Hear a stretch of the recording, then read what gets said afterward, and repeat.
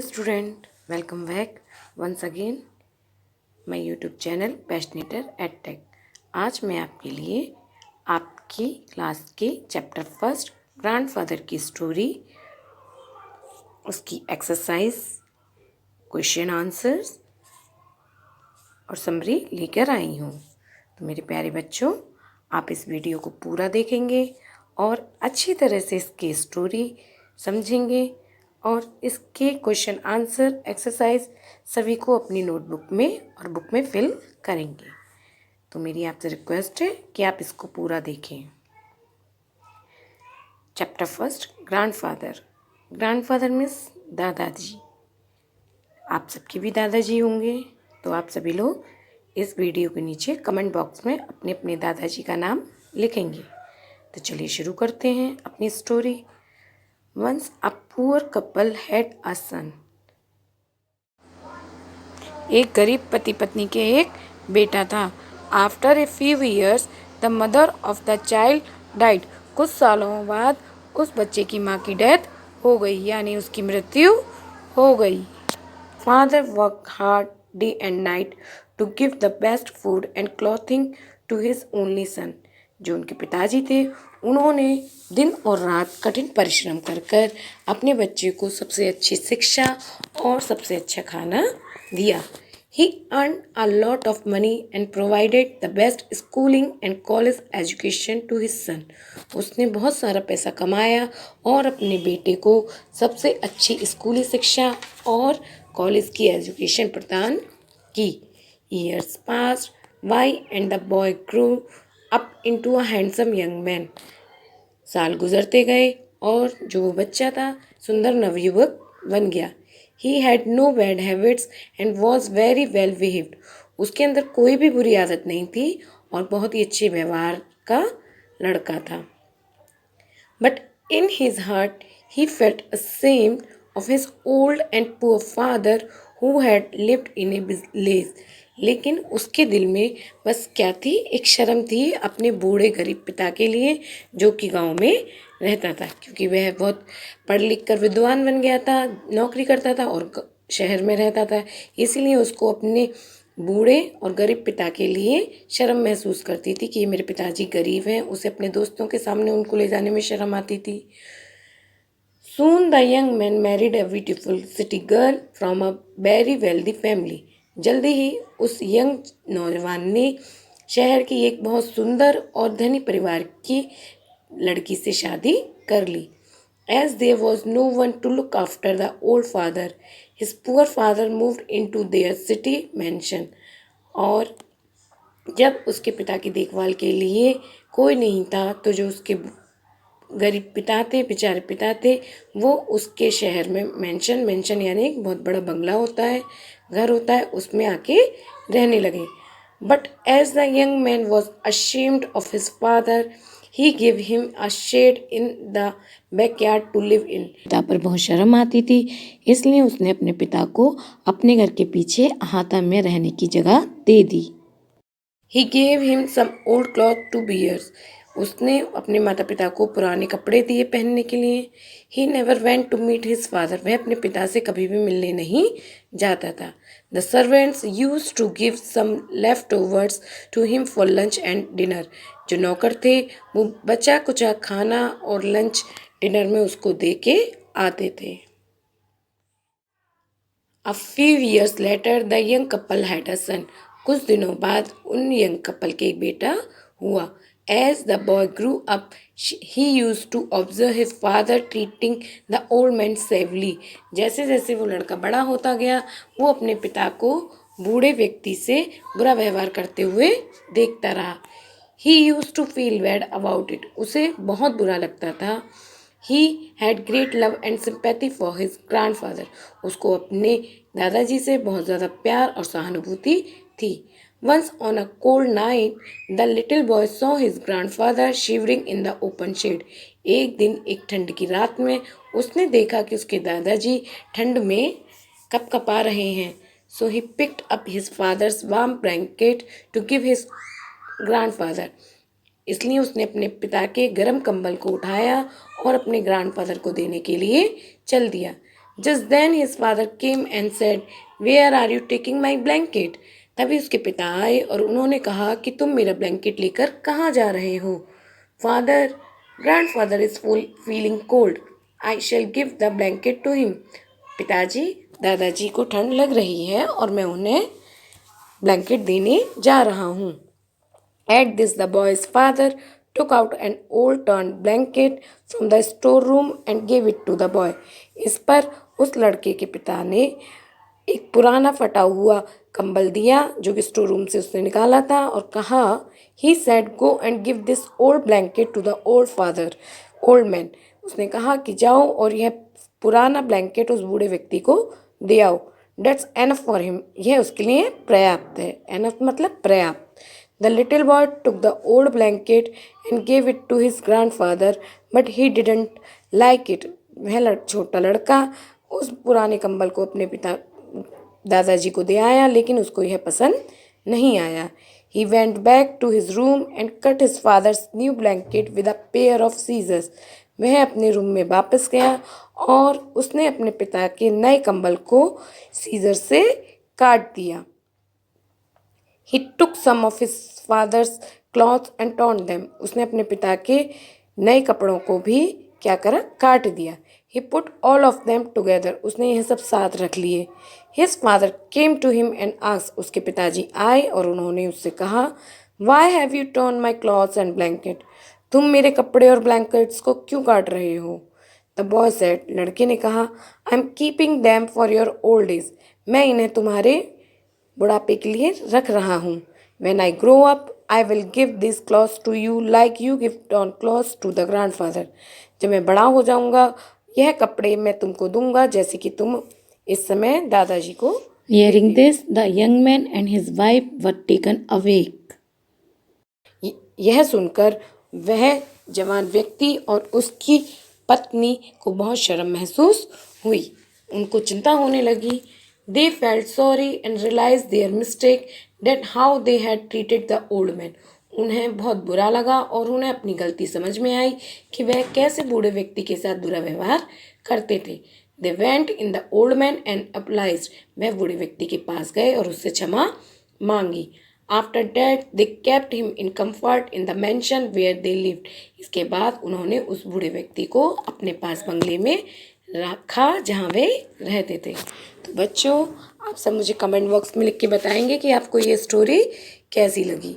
चलिए अब इसकी एक्सरसाइज करते हैं और हम आपको इसके कीवर्ड्स समझाते हैं। And couple, couple means husband and wife यानी पति पत्नी। अशेम्ड, फील शेमफुल यानी उनको शर्म महसूस हुई। Mention, a large ground house, एक बड़ा घर। शेवली, शेवली मीन्स बैडली, बुरा। इफ यू माने सम, कुछ। वेल्दी, वेल्दी मीन्स रिच, अमीर। लेफ्ट ओवर, रिमेनिंग्स, बचा कुचा। टेक अवेक, मेड वरीड, चिंता करना। एप्लाइज्ड, आस्क फॉरगिवनेस। ये आपके कीवर्ड्स हैं, आप इन्हें अपनी नोटबुक में लिखेंगे। Now exercise, find the name of some of our relatives in the word search. आपको इसमें इसको फिल करना है। तो फर्स्ट लाइन में क्या है? Daughter, DAUGHTERSON, daughter, son. Next line में left to right, grandmother, next mother. And up and down, grandfather, sisters and brother. आप इसको फिल करिए, अपनी बुक में फिल कर लीजिए। Now exercise B, you read the words a pair of scissors in the chapter. There are some more words which are used with the words a pair of. Write 5 such words. आपने chapter में a pair of scissors पढ़ा है। यह एक collective noun है। जब हम इसका सिंगुलर नंबर यूज़ करते हैं तो इसके साथ ए पेयर लगाते हैं। इसके कुछ एग्जाम्पल मैंने यहाँ लिखे हुए हैं, आप अपनी बुक में इसको फिल करेंगे। A pair of shoes, a pair of gloves, a pair of socks, a pair of glasses, a pair of trousers. तो आप इसे अपनी बुक में फिल कर लीजिएगा। Now tick the correct option. आपको सही पर टिक का निशान लगाना है, राइट का निशान लगाना है। Who work hard day and night? Father, mother, son. कौन दिन और रात मेहनत करता था? Answer is father. Second, for whom did the young man feel ashamed? उस यंग मैन को किसके लिए शर्म महसूस होती थी? Father, wife, his education. Answer is A, father. Where did the father live? फादर कहाँ रहते थे? In the blaze, in the forest, in the city. आपको पता है ना कहाँ रहते थे? Yes, in the blaze. आप लोग भी आंसर लिखिए। What did the child pick to offer to grandfather? उस बच्चे ने ग्रैंडफादर को देने के लिए क्या लिया? His father's shirt, his father's pant, his father's warm blanket. Its answer is C, his father's warm blanket. Now, 5. Where did the young man and his wife keep the old man in the last? Last में young man और उसकी पत्नी ने उस old man को कहाँ रखा? In the blaze, in the mansion या in the hut? Yes, it's answer is yes, B, in the mansion. Now fill in the blanks. अब आप इन फिल इन द ब्लैंक्स को फिल करेंगे और अपनी बुक में करेंगे. आपको अपनी नोटबुक में इनके कीवर्ड्स और इनके क्वेश्चन आंसर करने हैं और बाकी सारा वर्क जो मैंने इस समय बुक में फिल किया हुआ है आप लोगों से बुक में फिल करेंगे. ठीक है, और इस वीडियो को पूरा देखेंगे और मेरे चैनल को सब्सक्राइब करेंगे जिससे आपको मोरल वैल्यू और जीके का पूरा सोल्यूशन इस चैनल पर मिलेगा. आई होप आपको ये वीडियो अच्छी लग रही होगी. अब exercise D, fill in the blanks by using suitable words from the box. Habits, ashamed, realized, son, observed. The father worked hard day and night to give the best food and clothing to his only. Answer is son. Yes. He had no bad dash and was very well behaved. Habits. But the young man was dash of his father, ashamed. Son used to observe his father treating the old man shabbily.